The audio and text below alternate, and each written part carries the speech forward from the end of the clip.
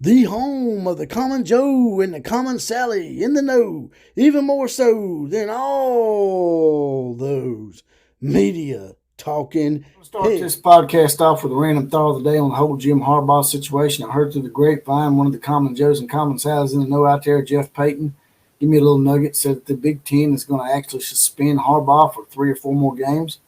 Big deal.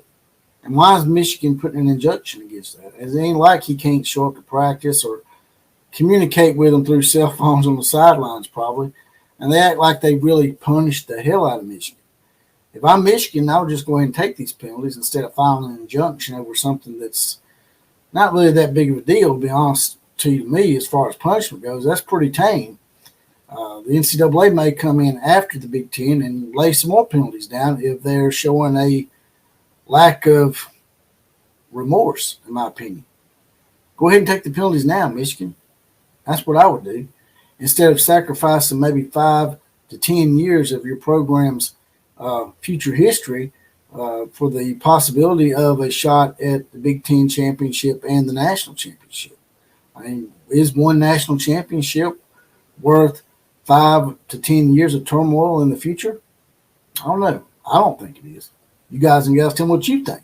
Now, today's podcast is going to be on the fact that the USC Skittle shooters are imploding from within. It looks like that from some of the USC's own people and sources, they are saying that the players of USC are calling out the coaches left and right. Not a good look for the Skittle shooters going into a huge game with Oregon this weekend. Let's talk about it.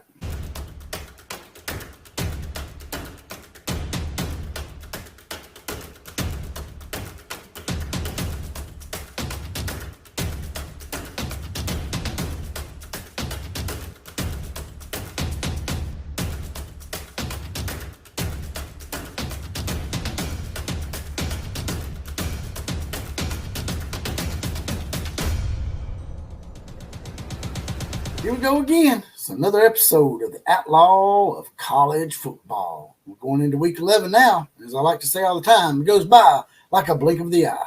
And here they come once again, riding on in. It's the Outlaw Posse, now in effect. And today's 4 horsemen shout-outs go to Stink Ass Cat, C. Joe 6, Enough is Enough, and Corrections 101 are mounted up and saddled up and ready to go and help with this college football invasion. We also have a brand new member of the Outlaw Posse, and that is Tim K. He now has his badge, and he's deputized, and he will get a random 4 horseman shout out as well, and possibly be the comment of the day. If you want to get your badge, like Tim, all you got to do is hit that join button and some subscribe button. It's $2.99 a month, 75 cents a week, just a bottle of water. And if you're on a Apple phone, you may have to go to your laptop or computer. Now, getting right to it here. Seems like USC continues to make this so easy for me. People's like, why you keep grilling poor old USC? You done give them the nickname the Skittle Shitters and put Lincoln Riley on the list along with Time Deion Sanders and the other screw-ups in college football. Well, it's because they keep putting themselves in the news. I don't talk about anything unless it's brought to my attention. And one of the common Joes and Sallies in the know, a Sally this time, Courtney Taylor, brought it to my attention. She sent me a little link about them basically imploding and their players blaming their coaches. I even got a few notes right here, old school style, about the whole situation, because I can't really show it on the screen here because they'll copyright me on it. But it's basically coming from sources like TrojanWire.com, which is a big insider of USC sports, and a local podcast called Trojan Blade. Check him out. He's got a pretty decent podcast to be a Skittle shitter. But the first note that come to my mind here, the first thing that really stuck out when I was listening to this video was Eric Gentry, who was supposed to be one of their best linebackers, by the way, deleted a tweet the other day. But as you know, once you tweet it, you really don't delete it. You can delete it, but if anybody screenshots that shit, it's out there for infinity and beyond, like the great Buzz Lightyear once said, right? It says Riley called Gentry rusty. They was asking him about why Eric Gentry was having a little problem with some of the defensive philosophies and defensive sets, and he basically said he thought he was just rusty because I think he might have maybe he was injured in something during the spring session of college football or the fall practices in August or something. I'm not sure. But he said he was rusty. And in the tweet that he deleted, Eric Gentry said, "Oh, by the way, I'm not rusty," which to me is a direct shot at Lincoln Riley. The Trojan people are saying that Gentry, it says here, was the best linebacker, and yet Alex Grinch would not play him, which goes back to a lot of the stuff that's been going on behind the scenes and the murmuring I've been hearing about Alex Grinch doesn't really start the players that are the best. He starts the players that, he shows a little favoritism to. Players that I don't know exactly what they do for him, but they said there's some favoritism going on, and it's not based upon talent as to who gets on the field with Alex Grinch, which is completely and utterly dumb if that's the case, because as a head coach, you need to start who's the most talented. Now, if they do something to break team rules or Eric Gentry is just a very belligerent kind of person, then, yeah, he probably needs to be benched. But the way they're acting, it was just over something very trivial. But anyway, the next note that I took on this podcast was Mason Cobb, who is a captain for the USC defense, commented, and I heard it. He said it come from his mouth. They asked him about watching film for the Washington game. And he said, and I quote, "I didn't watch film on the Washington game." Really? And that's like the second or third time I've heard them say. The last time it was Alex Grinch that didn't watch film on Utah. And as this guy said for Trojan Blade, the Trojan people themselves are asking, why is the coaching staff not requiring players to watch film? Well, I'll tell y'all why. Since y'all don't know, y'all asking the question. It's pretty obvious to me. Alex Grinch has already admitted he don't watch film. So let me ask you this. If you're one of your higher-up coaches, this ain't like he's a graduate assistant or anything not watching film. He's your damn coordinator. And he's not watching film on Utah.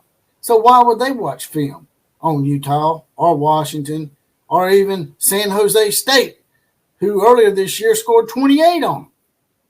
There's no reason to, because there is a lack of discipline on the team and a lack of accountability that this guy even points out. There's a lack of accountability on this team. And where does that fall, class? Pretty easy softball question here. Y'all probably just knocked it out of the park, Babe Ruth style. Y'all probably just pointed to the fences, right? The CEO of the team, a.k.a. Linky Boy, a.k.a. TBOW, Tebow, that being Lincoln Riley, the bitch out west. It all falls on you, Linky Boy. And once again, you're imploding. All your lies are catching up with you. Hell, even Colin Cowturd is not even in your camp anymore. What does that say? Also, here's another one. Former USC player Dion Bailey took to Twitter and said, "It's a horrible look that our defensive captain admits to not watching film. This ain't like a game you can just throw away. Obviously, they haven't been watching film all year. It ain't just Washington," is what Dion's saying. Obviously, they haven't been watching film all year, because it's not like a defense that had a bad game. Y'all 124th in the nation in defense. So you probably need to watch some damn film. And maybe you can move up to 123rd. I don't know. Another comment. Jalil Muhammad liked a tweet. He didn't really make a comment, but Jalil Muhammad, who is a current USC player, liked a tweet on Trojan Wire. Trojan Wire put this tweet out now. Pretty well-known source of USC people. Trojan Wire said that Grinch is a goner, and now USC needs to get rid of Benny Wiley, who is the strength and conditioning coach. And Jalil liked it. It's pretty cut and dry to me. I mean, why would you get on there and like that if you actually supported your coaching staff? These are current players doing this. This ain't a player that's graduated from a long time ago. This guy is actually on the team right now, and he's liking tweets that are saying that coaches are goners and coaches are about to be fired on the USC staff. I mean, this is just working out so great for me and a lot of people out there that have been trying to tell y'all that this guy was a farce. He took a program at Oklahoma that was given to him. It was gift wrapped. They weren't winning national championships left and right, but they were winning the Big 12 title just about every year. And he took that and did absolutely nothing with it. He did absolutely nothing except when he left out, gut the team in a nefarious and underhanded manner. Grinch broke down the huddle, it says, and no one responded to it. Another big red flag. If your defense coordinator's out there trying to get you fired up and y'all break the huddle and y'all don't say anything, y'all don't even remotely even pretend to be fired up, that says all you need to hear right there, that this guy should have been fired a long time ago, number one. Number two, y'all need to fire Tebow. I really believe that. I really believe you need to fire Lincoln Riley at this point because it all comes to the top. Just like this guy says, once again, this is USC people saying, it's not me.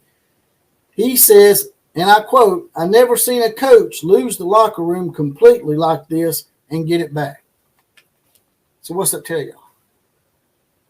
That he don't think he can get the locker room back. And if you can't get the locker room back, why are you even spinning your wheels at this point? I don't know what the buyout is on Lincoln Riley, but whatever it is, they need to get to raising the money in order to do it. Now, before I get out of here, I would like to give y'all the comment of the day. Comes from Fred Bagley. Fred Bagley says, and this was in regards to the whole Jeff Lebby video that I did about, whether he should be gone or if he is gone at the end of the year, who should be his replacement. He says, plus, if Lebby leaves, we take a chance on losing Arnold. I don't think anybody wants that. Careful what you wish for. Too many fans want instant gratification, kind of like our society. Well said, Fred. Well said, and I completely agree.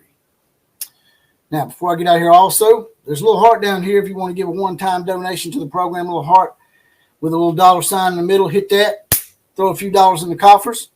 Like, share, comment, and subscribe to this channel. Also, as I said earlier, you can join the Outlaw Posse if you want. Get your badge, get deputized, get your random Four Horsemen shout out, as well as possibly be the comment of the day. And with that, I'm out of here. KMCA to all the other teams. Class is now officially dismissed.